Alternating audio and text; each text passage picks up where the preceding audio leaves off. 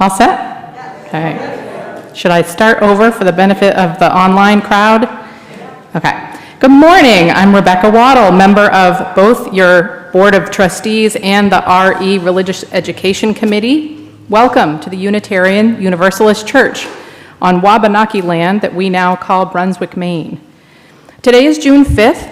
Our Director of Religious Education, Toby Cooney-Collin, will be leading this morning's celebration of RE Sunday with music by Nell Britton and Judd Caswell. A reminder that our annual congregational meeting will start immediately after this service at 11:15. For those of you watching on Zoom, the meeting will be accessible via Zoom. The link and the materials can be found in the June 3rd This Week at UUCB email. It is the season of celebrating milestones. Today marks the end of our RE year. Next Sunday marks the end of Reverend Sullivan, our interim minister's final time with us here. So note your calendars. Justine's final service with us will close as we gather in recognition and celebration of her time with us from 10:45 to 11:30. We hope that all who are comfortable and able will join us in person for next Sunday's service. We are collecting cards and personal messages for Reverend Sullivan. They can be dropped in the flowery box at the back of the sanctuary, or you can mail them here to the church office. For those of you who may be new or visiting, we have a Charities with Soul program that involves sharing 50% of our weekly collection plate with organizations within our community and beyond. The charities we select serve the most vulnerable members of our society. This weekly practice embraces our offertory statement of weaving a tapestry of love in action. Our charity with soul for the month of June is the Mid-Coast Hunger Prevention Program, supporting their mission to offer dignity and empowerment by providing all members of our community with access to healthy food. Thank you for giving as generously as you are able. And one final reminder for those of you attending in person here today, please take a moment to double check that your mobile devices are silenced. Welcome. We are so glad you are here.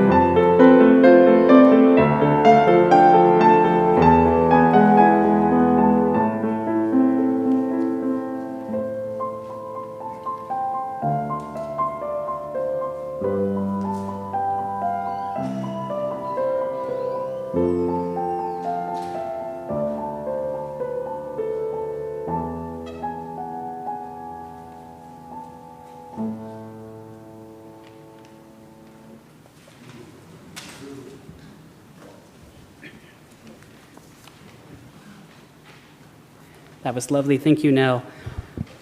I'd like to invite the Clayton family up to light our chalice. The use of the chalice is a symbol for Unitarian Universalism that goes all the way back to World War II. But the use of chalices in the Maine sanctuary began in the 1980s when the children and youth led worship services on Sunday for their congregations and demonstrated the practice of lighting a chalice at the beginning of their meetings. So this morning, as Ben lights our chalice, I will share the words that we use in our RE meetings. We light this chalice for the warmth of love, the light of truth, and the energy of action. Good job. Thank you so much.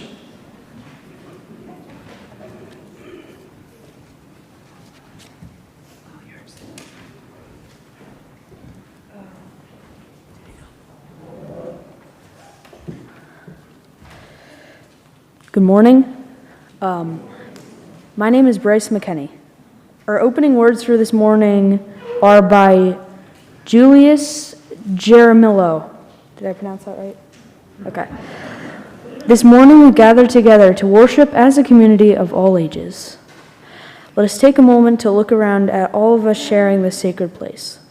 Let us recognize in the hearts of our whole community, from our elders to our youngest and all the ages in between. Let us embody the beauty of this whole church community. Even when there are a few more wiggles, giggles, and chatter, let us remind ourselves to listen carefully, calming our bodies and our minds. Begin by breathing peace and joy into this sacred place with 3 breaths.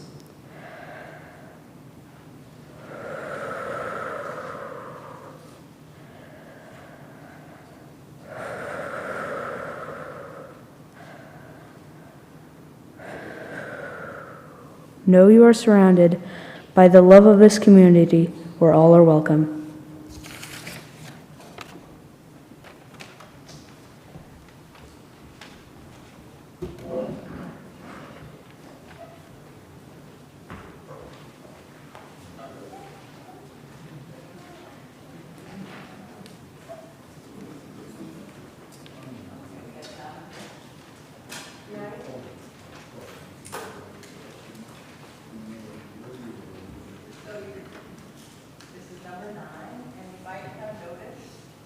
I'm just going to, oh, here we go. You might have noticed that Judd is not here today. He's not feeling well. And so my question to you is, how many people does it take to fill in for Judd Caswell? Takes a few. So please rise in body or spirit and let us sing together our opening song, Turn the World Around.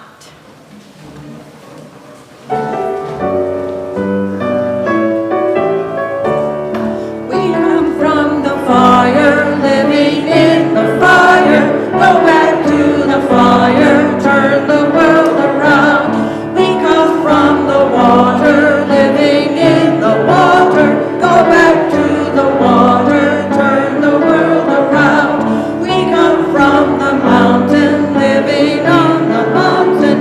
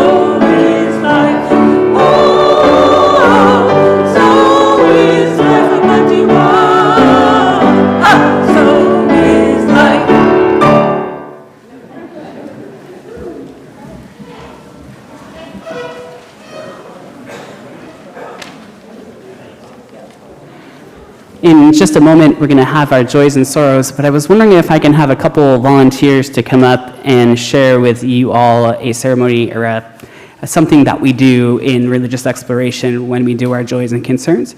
So I'm wondering if I could have Jocelyn and Evelyn come on up.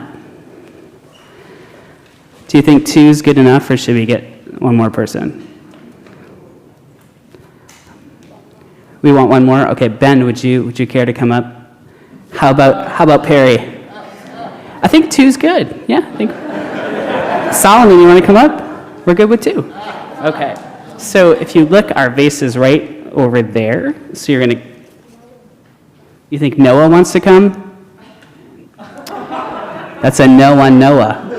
I'm going to say no way. All right. So the vase is right up front. Do you see it right there? Okay. So when Jane reads the thing, you can look at me if you're not sure if it's over, and I'll give you a little nod. But after each one, you're going to take turns putting a stone inside. Okay? Thank you.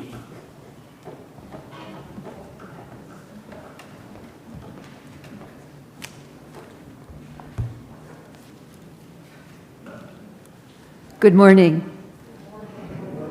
For joys, our UUC Habitat for Walkers raised a little over $11,000 for the Habitat Spring Fundraiser Walk, almost 1/4 of the total raised. Thanks to the walkers and those who donated. Go UUCB. Carol McCoy writes, "This is a mixed joy and concern. It was lovely, humbling, hopeful, worrisome to stand in the rain with so many fellow UUs against this senseless, horrible violence. Reverend Sylvia was able to join us. Reverend Justine had a family emergency. Many, many people honked and had thumbs up in support. It made me hopeful about mankind." And concerns. Lynn Ellis writes, "Dan Ellis has had a recent hospitalization and is recovering at Lynn's apartment. Please send them both good wishes for a speedy recovery." And Mike Heath writes, "1 year ago today, Val Heath was admitted to Maine Med following a stroke. We removed life support 5 days later.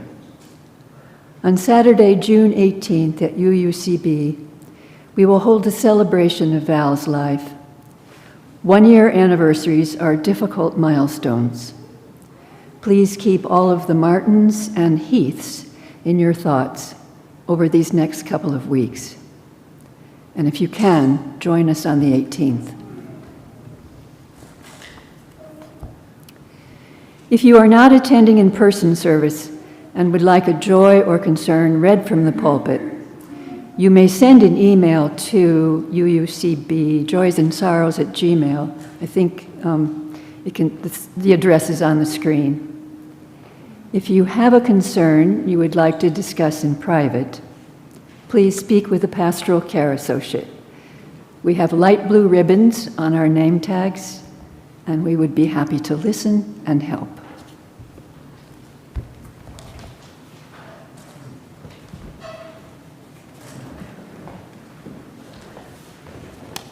Thank you. You are the best rock droppers that a person could ask for. So I would like to invite, at this time, I'm going to do a Time for All Ages meditation. So I would love to invite all of our kiddos up. And while they're coming up, I would just want to point out that on your orders of worship, there is a lovely picture of a chalice that was drawn by our very own Izzy Schinhofen, who is an amazing artist. It is not in color in your orders of service, but you can see it. There it is on the screens. Hi, everyone. So I'm going to switch microphones. Let's see how quickly I can do that. Is this? Oh, there we go. All right. So hi. I haven't seen this many of you all together up here, I think, in 3 years. So it's very, very, very, very, very, very nice to be with all of you up here. How are you all doing? You pretty good? Not too bad? Well, thanks for coming up. So we're going to do a meditation, and I'm going to lead it, but I'm going to sort of have you come up here. Would that be okay? Would you come up front here? Thank you. You just come right up onto these steps here. I'll lead. Great. So we're gonna be trees. So you're gonna need a little bit of room for branches. So maybe just give yourself a little space. If you need to step onto a different step, if you have long branches, it's probably okay too. I did say that was a good place to put the flowers. I was wrong about that. You know, it looks even better than before. All right, awesome. So if you at home, or any of you in your chairs, would like to stand up and do this with us, you're welcome to. If not, that's okay too. You can experience it from your seats as well. Can I have you I don't want you to catch on fire because that would be a bad look. Yeah, perfect. All right, so this is a meditation. It's called Our Roots of Resilience. Does anybody know what resilience means? Bryce. It kind of means like going through something even when it's difficult. Exactly, and sometimes when we go through something that's difficult, do we get weaker, or what do you think? It makes you stronger. It does, it makes us stronger. So I think we've been through a little bit over the past couple of years, and you have all shown me what resilience means. And I also know that you are very rooted in this community. So what I would like to have you do, stand up nice and tall. You're gonna put your feet like hips width apart. That's perfect. Now feel the gravity of the earth holding you in place. So there's this magical force holding you in place, something we can't see, but it's there. Now I want you to wiggle your toes as if they are roots. I want you all to wiggle your toes as if they are roots as well. Roots connect you to the earth. They lend you strength. Can you feel the strength in your toes as they wiggle? Now we're going to gently sway in the wind like we are trees. We're going to turn our bodies like the trunks of trees. Leaning this way and that way, bending as the air pushes and pulls. There are challenges in life. They make us bend and sway, and we are stronger when we bend and sway with them. It's also important to have our roots, as Ben just displayed for us. Having our roots keeps us from falling over. What surrounds you may sway you, make you bend and feel unbalanced. Wiggle your toes. Know that your roots can hold you as you grow and learn. A tree is nourished by the soil and water. You are nourished by the earth and the food it grows and the water it provides. You are cared for and loved by many people. Still yourself.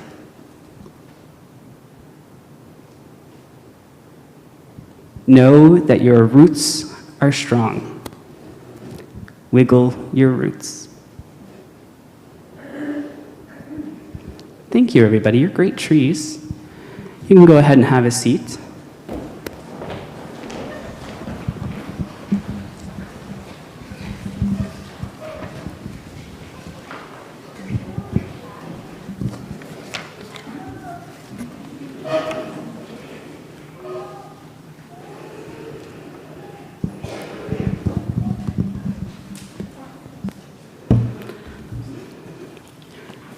Now is the time in the service when we will do our offertory.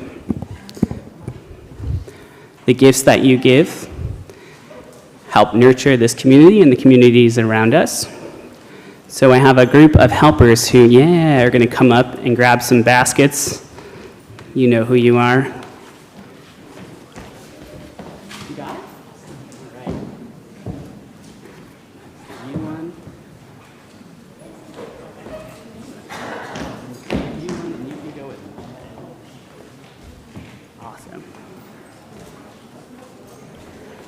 And as they are collecting, we have a wonderful song that we sing when we do our collection in RE. I hope you enjoy.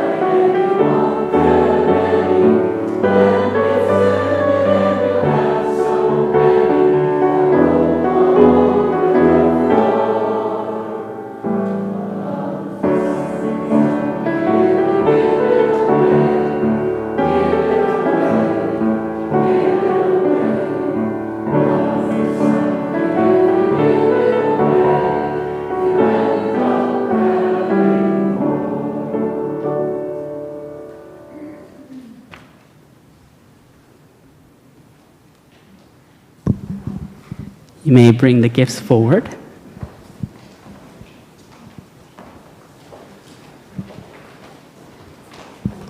We have some words that we share when we collect the gifts. I believe those are in your order of service, but they are on the screen. Thank you. May these offerings sustain and grow the work of this church, weaving a tapestry of love and action. Thank you so much. Good job. I think you brought an extra.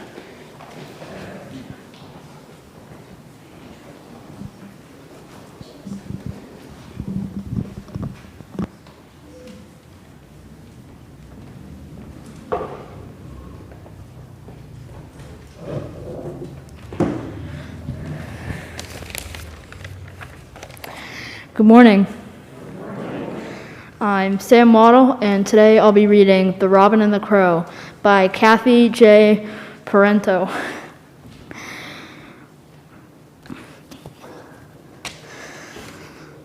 A robin and a crow were perched on a fence. An unlikely combination, but they seemed to be good friends.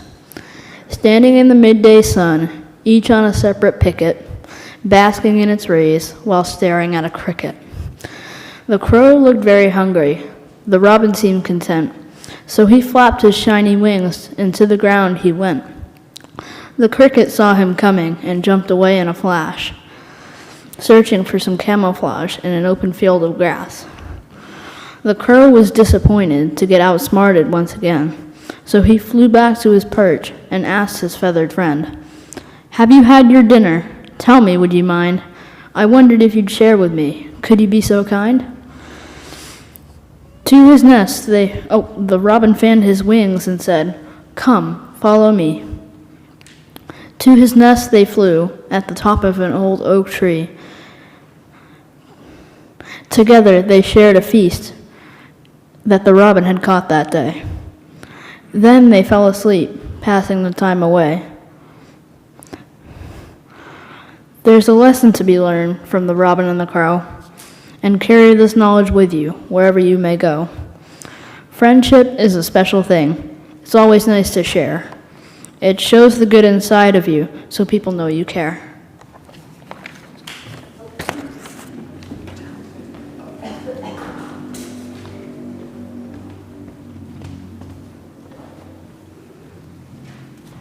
Thank you, Sam.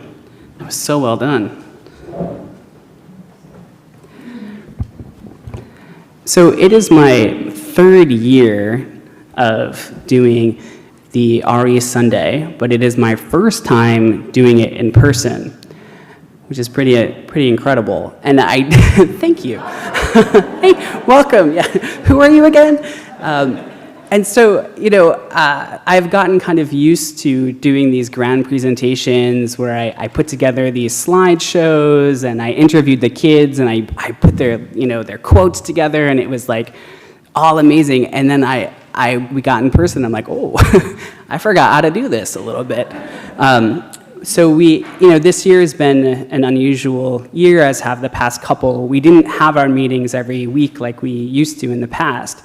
And we didn't have a chance to work together to create a service. So it's been very, very nice to have people show up and come and do parts, even like unrehearsed. They were doing such a wonderful job. So I am super grateful to be here. And I didn't even realize like how much bigger my heart was gonna feel just standing up here with everyone. I wrote it in this piece like I knew it was gonna happen, but I didn't know it until I felt it. So my name is Tobin Cooney Calnan, and I have had the honor of serving as your Director of Religious Exploration.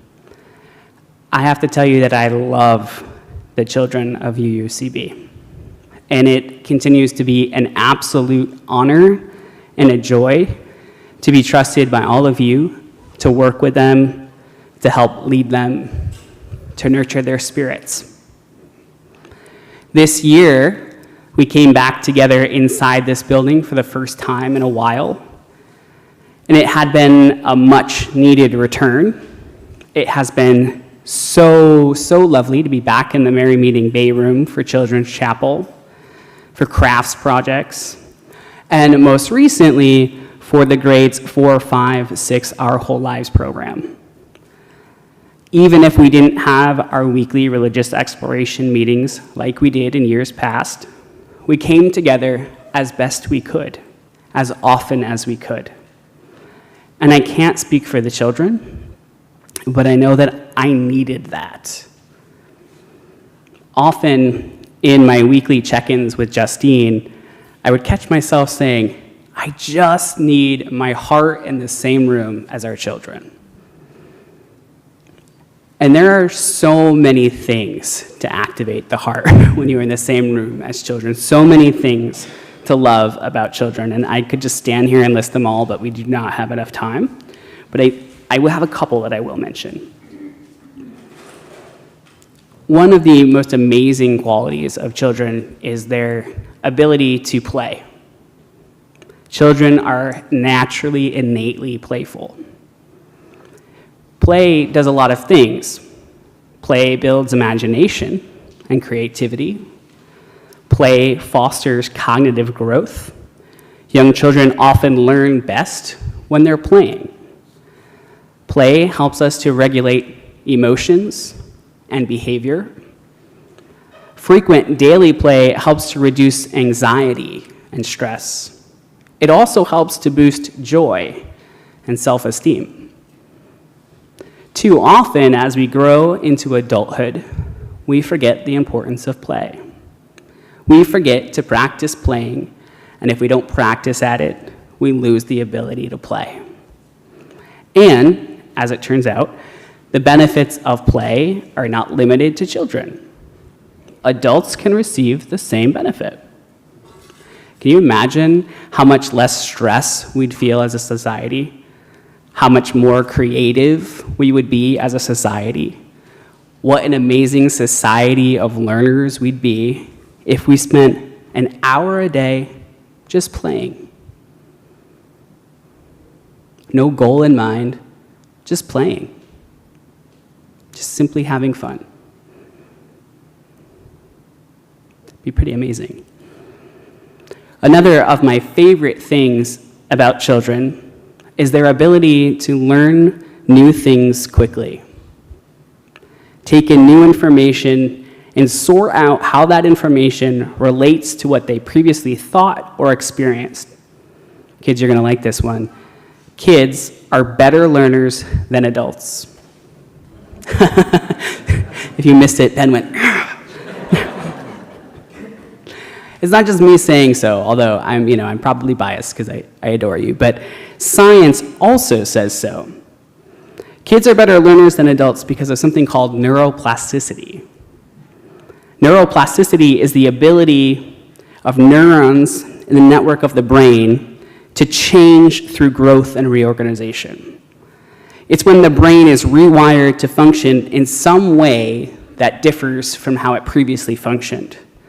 So, if we're on an adventure, the brain is building new pathways based on what we are learning.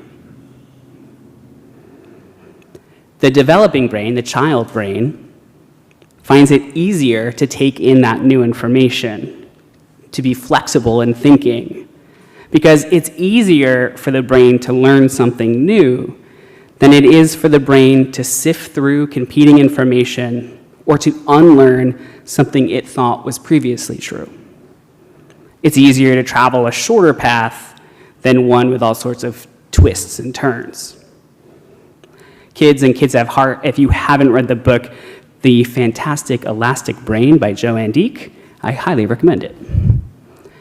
As DRE, I get to witness the wonders of neuroplasticity in developing brains on a regular basis.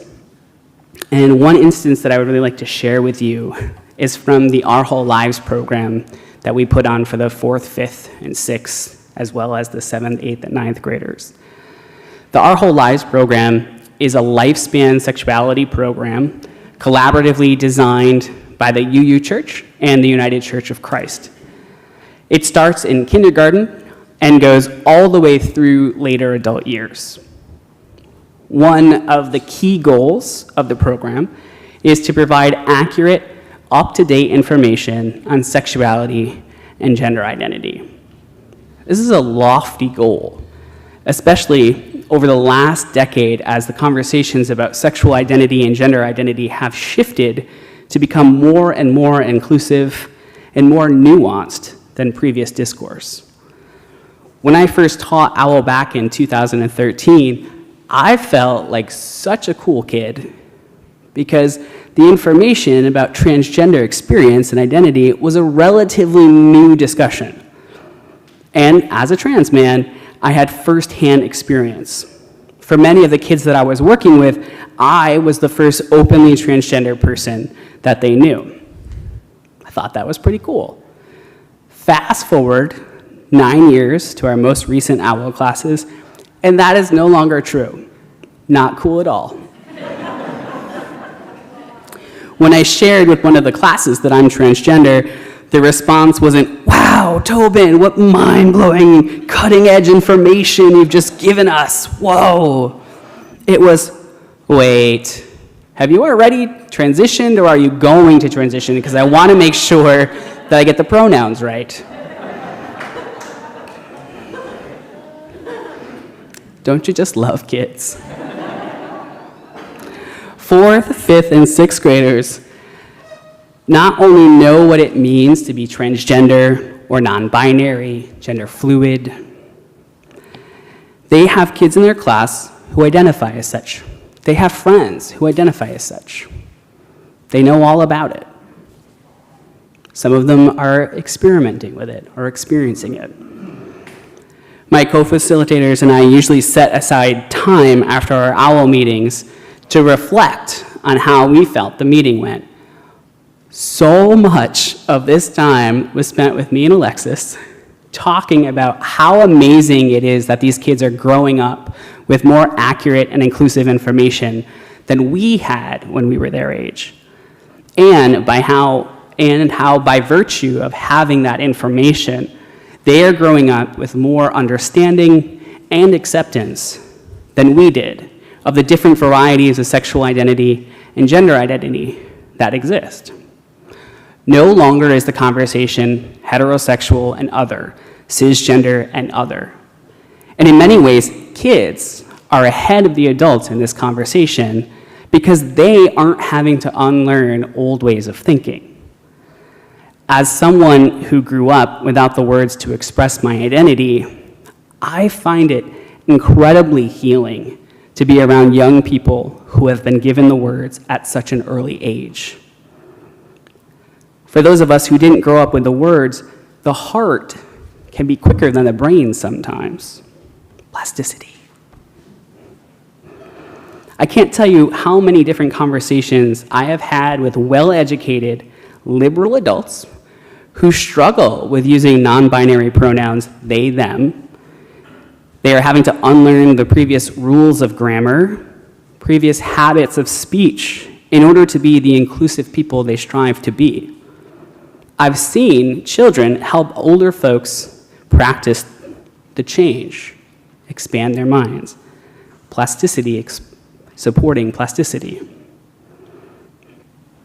Now, I'm a child of the 80s, and when I was about 7 years old, The Greatest Love of All by Whitney Houston was all over the radio. It was inescapable. And for my gymnastics recital, it was the chosen soundtrack for our big finale.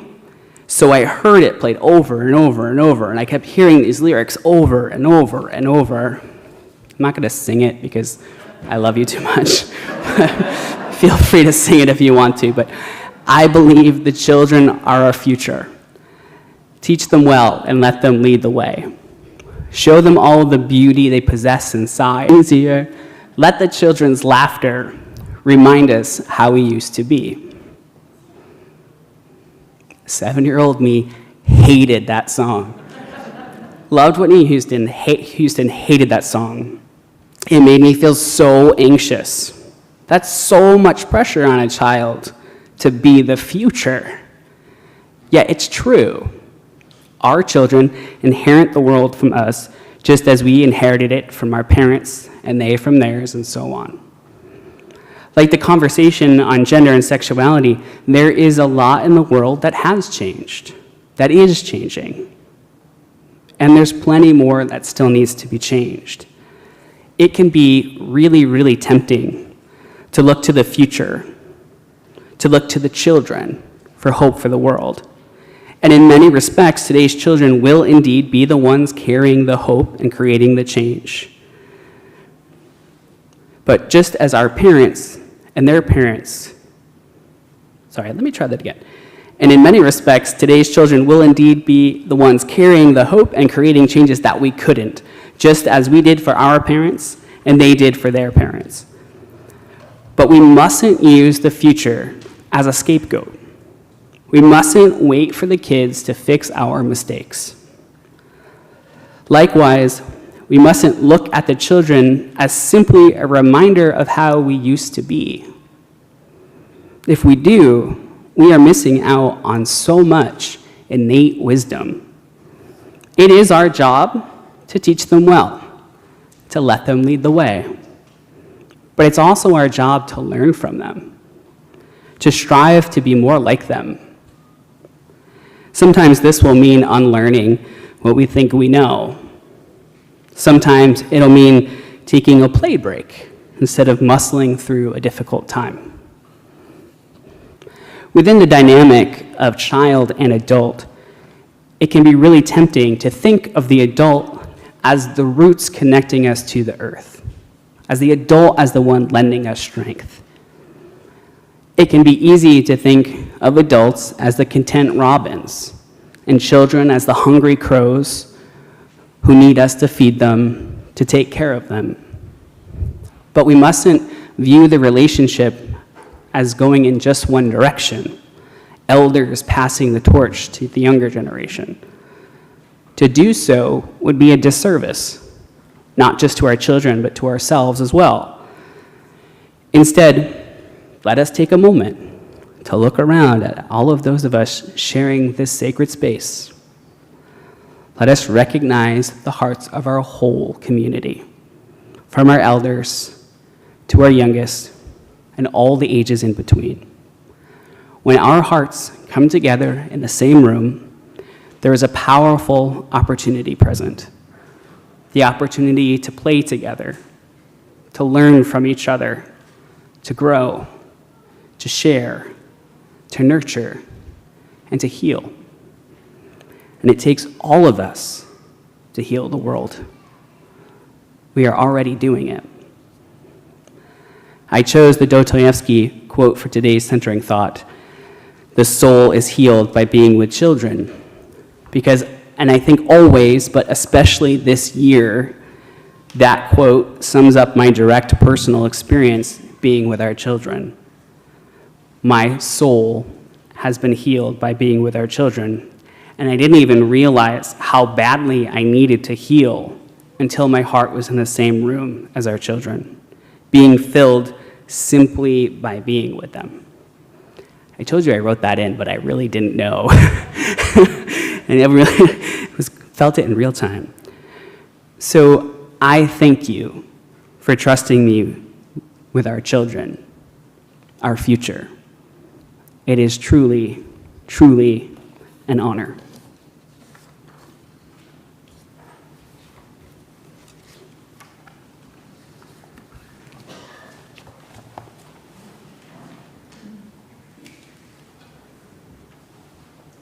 Thank you, Tobin. The honor is ours. So our closing song, "When the Spirit Says Do," comes out of the African American spiritual tradition. It is meant to be sung with abandon, and it encourages movement.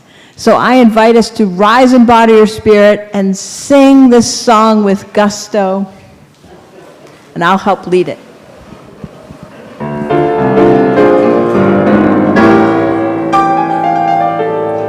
You got to do when the Spirit says do. You got to do when the Spirit says do. When the Spirit says do, you gotta do. Oh Lord, you gotta do when the Spirit says do. Spirit says do. Spirit says do. Spirit says do. Spirit says do. Spirit says do. Spirit says do. You gotta sing when the Spirit says sing. You gotta sing when the Spirit says sing. When the Spirit says sing, you gotta sing, oh Lord. You gotta sing when the Spirit says sing. Spirit says sing. Spirit says sing. Spirit says sing. Spirit says sing. Spirit says sing. Spirit says sing. Dance. You got to dance when the Spirit says dance. You gotta dance when the Spirit says dance. When the Spirit says dance, you gotta dance, oh Lord. You gotta dance when the Spirit says dance. Spirit says dance. Spirit says dance. Spirit says dance. Spirit says dance. Spirit says dance. Spirit says dance. Laugh. You got to laugh when the Spirit says laugh. You got to laugh when the Spirit says laugh. When the Spirit says laugh, you gotta laugh, oh Lord. You gotta laugh when the Spirit says laugh. Spirit says laugh. Spirit says laugh. Spirit says laugh. Spirit says laugh. Spirit says laugh. Spirit says laugh. Shout. You got to shout when the Spirit says shout. You gotta shout when the Spirit says shout. Shout. When the Spirit says shout, you gotta shout, oh Lord. You gotta shout when the Spirit says shout. Spirit says shout. Spirit says shout. Spirit says shout. Spirit says shout. Spirit says shout. Spirit says shout. Last time. You got to do when the Spirit says do. You got to do when the Spirit says do. When the Spirit says do, you gotta do, Lord. You gotta do when the Spirit says do.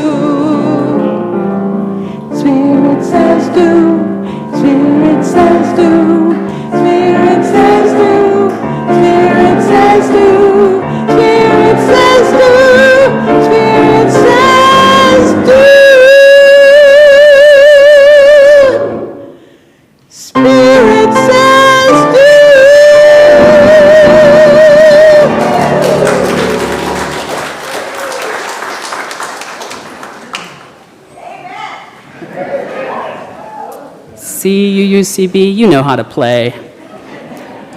So I have some closing words for you all, and then I'm going to ask some folks to extinguish the chalice. I have the McMahons down to extinguish the chalice. Would you be willing to come up and do that? Awesome. So while you're coming up, I'm going to read the closing words. The closing words today are by Gary Kowalski, and it's called Children Widening the Circle of Our Beings in Ways That Are Limitless. Children widen the circle of our being in ways that are limitless. Every baby that's born connects us to our history, our own parents, grandparents, and unknown forebears who brought new life to the world in each successive generation. Every baby that's born links us to the future, to a world yet to come that belongs to our descendants and that we hold in trust for our prosperity, whom we will never know. Each child connects us to nature, to the innocence and exuberance of a world always hatching newborns, kittens and puppies and lambs and babes. Each child reminds us of the kinship we share with people of other lands and races who love their young as purely and tenderly as we do. Each child connects us to the universe, to the holy mysteries of birth and death and becoming from which we all emerge. Children widen the circle of our being in ways that are limitless. So we will extinguish the chalice. Well, that's a good way to do it. Thanks. Though we extinguish this flame, we carry in our hearts the light of truth, the warmth of love, and the energy of action. These we carry until we are together again. Thank you, McMahons. And we have a different postlude than was listed in the order of worship, and I've never heard it, so I'm very excited to hear it.